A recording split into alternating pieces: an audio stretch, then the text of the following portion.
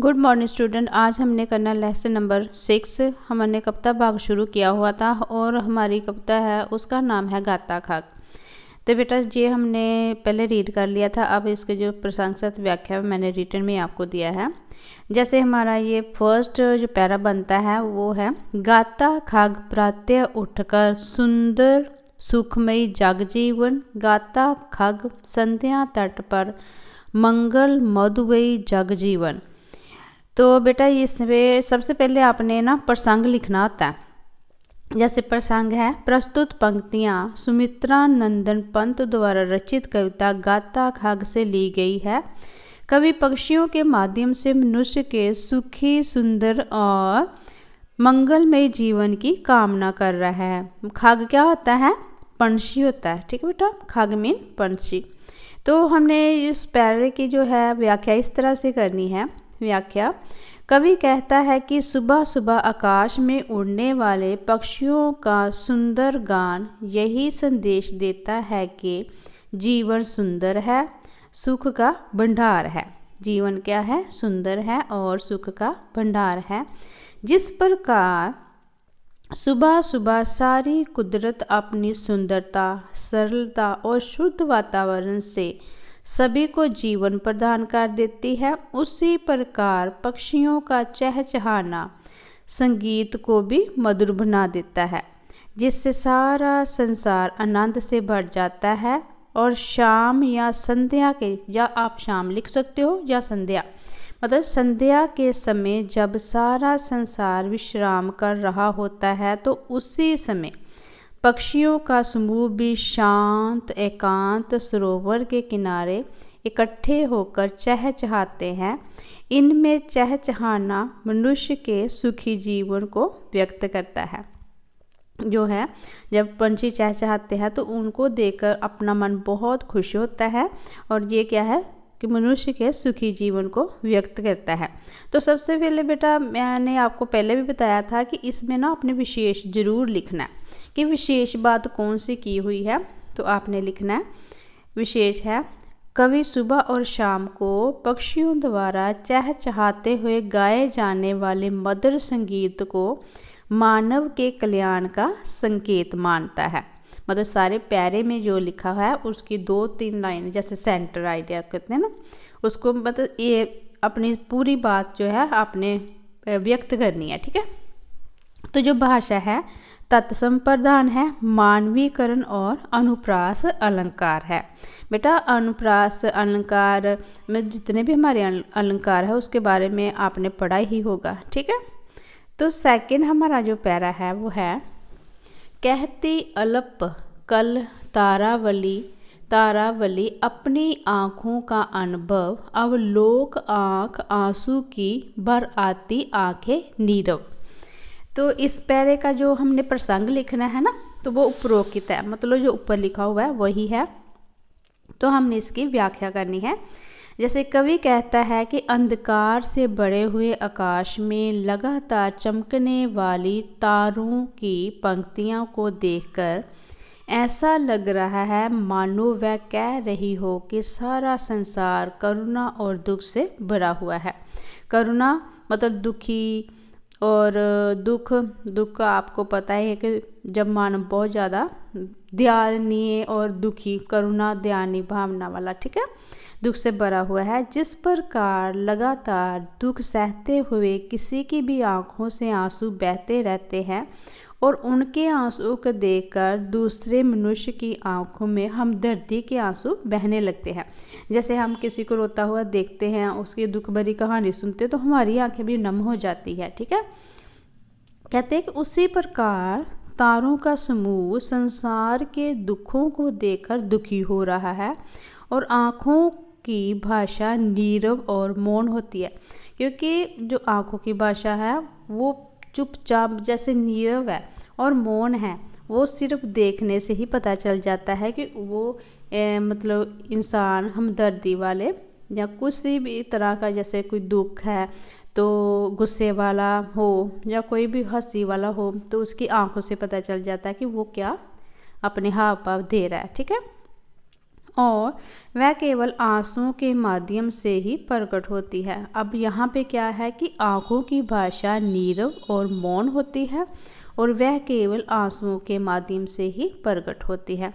तो बेटा इसमें जो विशेष है वो है, कवि का कहना है कि तारों का समूह मनुष्य के दुखों को देखकर स्वयं दुखी हो रहा है और अपना दुख आंसुओं के माध्यम से बहाते हैं। भाषा क्या है? तत्सम है, अनुप्रास अलंकार है। ठीक है, इसके बाद हमारा थर्ड पैरा शुरू होता है। हंसमुख पर सून सिखाते, पल भर है जो हंस पाओ, अपने डर उर की सौरभ से जग का आंगन भर जाओ। अब जो है परसून क्या होता है बेटा? फ्लावर होता है, फूल होता है, पुष्प होता है। ठीक है, तो यहाँ पे हमने प्रसंग लिखना है क्योंकि एकदम से जो है कवि ने, राइटर ने अपने जो है अपनी जो फीलिंग है वो चेंज की है। जैसे प्रस्तुत पंक्तियाँ सुमित्रा नंदन पंत द्वारा रचित कविता गाता खग से ली गई है।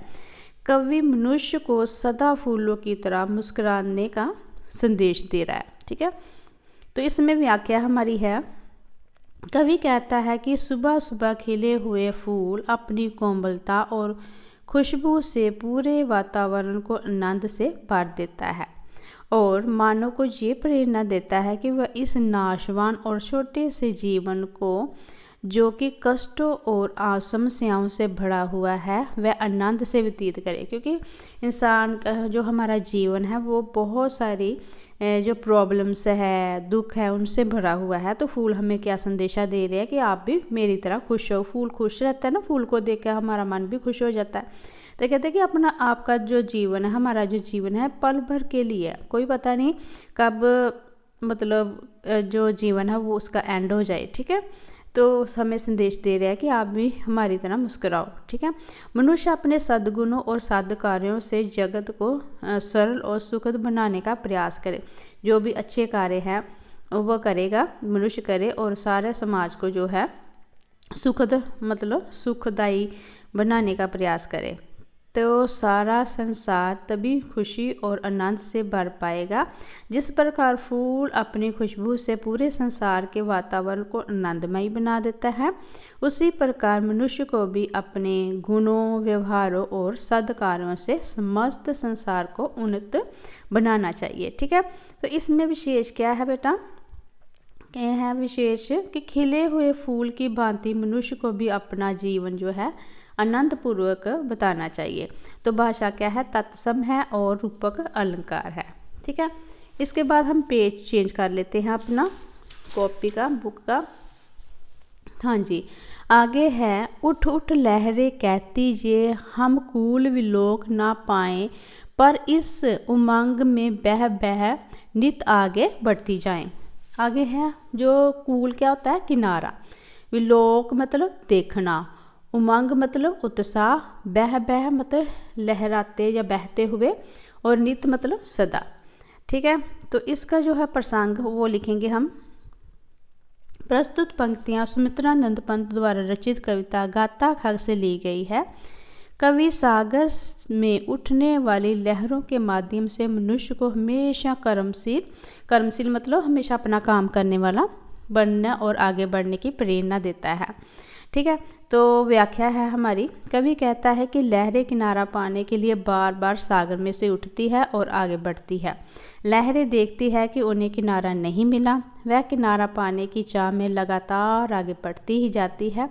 कभी कभी लहरें रास्ते में ही बिखर जाती है, लेकिन उस समय उनके अनेक रूप जो है किनारे की ओर बढ़ने लगते हैं। ठीक है, कवि का मानना है कि जिस प्रकार आत्मा जो है परमात्मा को पाने के लिए तब तक भिन्न भिन्न शरीर धारण करती है जब तक उसे परमात्मा ना मिल जाए, उसी प्रकार लहरें भी किनारा पाने के लिए बार बार उठती, बिखरती और आगे बढ़ती है। ठीक है बेटा, तो इसमें विशेष है कि मनुष्य को कर्मशील बनने की प्रेरणा दी है। भाषा जो है तत्सम प्रधान है और रूपक अलंकार है। ठीक है, तो आगे हमारा फिफ्थ पैरा है। कंप कंप हिलोर कर जाती, कंप कंप हिलोर कर जाती, रे मिलता नहीं किनारा, बुध बुधा विलोक